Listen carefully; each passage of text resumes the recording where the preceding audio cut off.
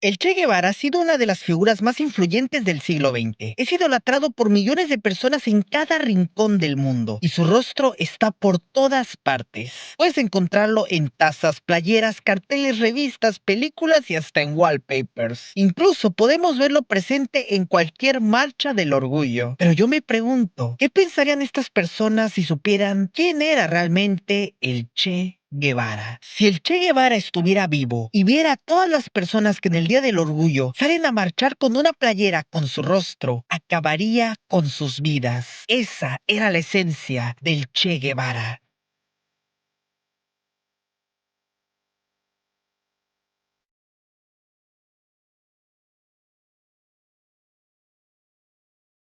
Un hombre que creó el primer campamento de concentración en Cuba, que fue situado en la península de Guanacabibes. Allí, el propio Che obligaba a trabajar a todos los hombres con preferencias diferentes, bajo un lema: la revolución no necesita peluqueros, el trabajo os hará hombres. Andan por ahí con unos pantaloncitos demasiado estrechos, algunos de ellos con una guitarrita en actitudes elvis-preslianas y que han llevado su libertinaje extremo de querer ir a algunos sitios de concurrencia pública a organizar sus shows feminoides. La sociedad socialista no puede permitir ese tipo de degeneraciones. Hold me down and squeeze my neck. I wanna feel the air right out of my chest. 3 años antes del triunfo de la revolución, el Che se encontraba preparándose junto a Raúl y Fidel Castro y constantemente le mandaba cartas a su esposa, una mujer peruana que había conocido en Guatemala llamada Hilda Gadea. En una carta enviada en enero de 1956, el Che le confiesa a Hilda que por primera vez ha acabado con la vida de un ser humano, pero que no era suficiente para él, porque ahora tenía sed de más. En ese momento ninguno imaginó que este sería el inicio de un camino que lo hundiría en la más extrema locura. Durante la batalla, el Che acabó con un número incalculable de personas. Incluso cuando el Che y los suyos tomaron la ciudad de Santa Clara, provocando la huida de Batista, antiguo dictador de Cuba, nuestro querido Guevara llamó a su camarada Camilo Cienfuegos para que vaya a la ciudad. Al llegar, Camilo quedó impactado al ver cómo la ciudad de Santa Clara estaba manchada de rojo por doquier. Muchísimas personas habían perdido la vida por culpa del Che. El ídolo de masas en realidad se había convertido en un monstruo.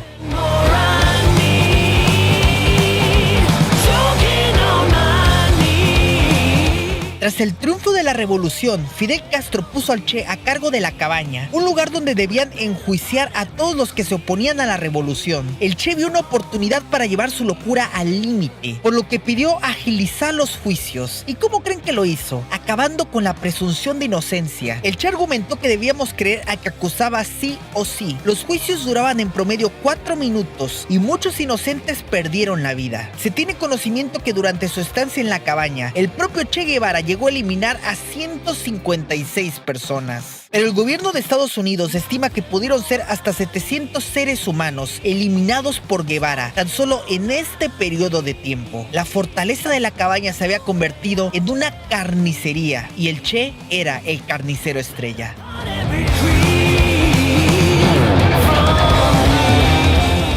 Por increíble que parezca, todo esto lo sabemos por el propio Che Guevara, que relataba sus locuras a través de su diario personal. Incluso en una carta que le envió a su padre, el Che le confiesa que le encantaba acabar con la vida de otras personas. No lo hacía por trabajo o porque no tuviera opción, lo hacía por placer. Tras la locura, había llegado la hora de gobernar Cuba, y Fidel puso al Che a cargo del Banco Nacional del país, un puesto burocrático que al poco tiempo le aburrió. Así que Fidel lo nombró ministro de Industria. El problema es que esto no llenaba la sed que el Che tenía de realizar auténticas carnicerías. Pero pronto llegó lo que sería la oportunidad de su vida, un momento icónico que no quería desaprovechar. La Unión Soviética instaló misiles nucleares sobre Bahía de Cochinos, en Cuba. Cuando el Che lo supo, sus ojos brillaron de la emoción y comenzó a presionar para lanzar esos misiles en la ciudad de Nueva York. El Che Guevara no solo estaba dispuesto a terminar con la vida de millones de personas, sino que quería comenzar la Tercera Guerra Mundial. ¿Son conscientes de lo que el Che pudo causar? Literalmente este hombre quiso acabar con la humanidad.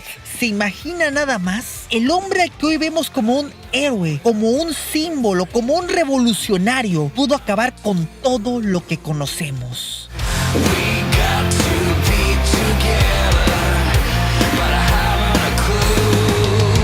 Para su mala fortuna, ni Fidel ni los soviéticos quisieron. Y esta decisión enfureció al Che, quien consideró que eran unos cobardes que habían traicionado a la revolución. Por lo que Guevara comenzó a relacionarse con el otro gran bloque comunista. Hablamos de China.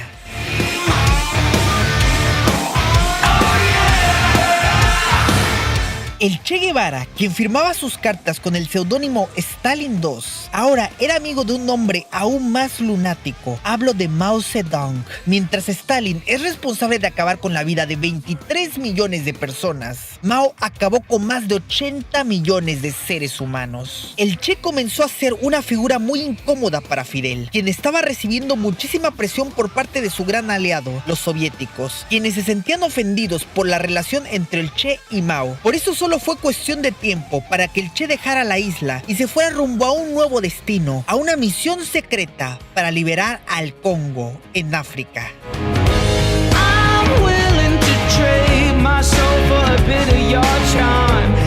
El Che se infiltró de forma clandestina, caracterizado con un pasaporte y nombre falso, casi irreconocible. Estuvo en la selva del Congo durante varios meses para llevar a cabo una revolución, pero fracasó rotundamente. Sin embargo, durante su estancia, llegó a escribir cosas terribles. Según el propio Che, los africanos tenían ese color de piel porque no se bañaban, pero esto era muy común en él. Siempre se refería despectivamente sobre cualquier persona que conocía. Por ejemplo, aseguró que los mexicanos eran unos ignorantes y analfabetos. Llegó a decir cosas terribles sobre los sudamericanos, incluso sobre su propia hija, que tenía descendencia guatemalteca. Y a pesar de que el propio Che odiaba a personas de estos países y de estas minorías, todos estos grupos de personas lo adoran, lo idolatran. Esta es la triste verdad. Pero aquí no acaba la historia del Che. También quiso hacer su propia revolución en Bolivia, donde dejaría de existir. Para poder infiltrarse en la selva boliviana, el Che fingió ser un empresario uruguayo, pero todo salió muy mal, ya que Fidel no le dio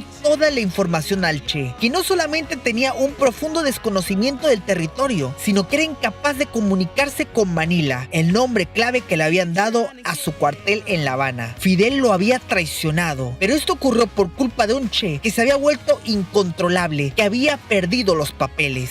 La CIA tuvo conocimiento sobre la traición y querían al Che con vida para que revelara información sobre Cuba y la Unión Soviética. Pero el gobierno de Bolivia estaba muy molesto con Guevara, ya que el Che había eliminado a 49 bolivianos, por lo que decidieron acabar con la vida de Guevara. Tenía 39 años cuando el Che dejó de existir.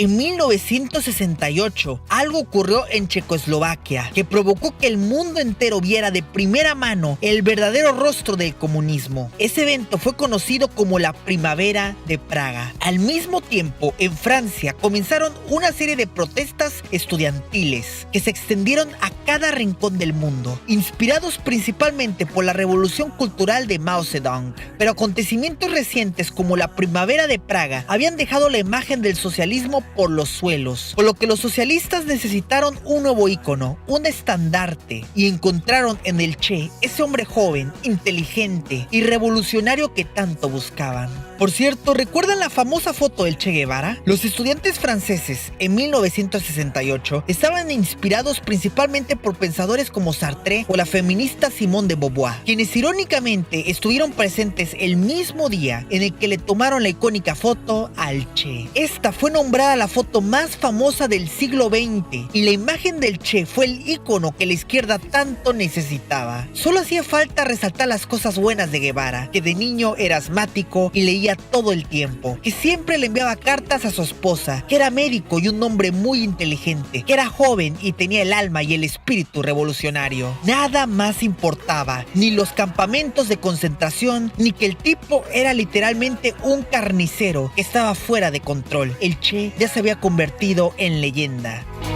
Bring me up higher.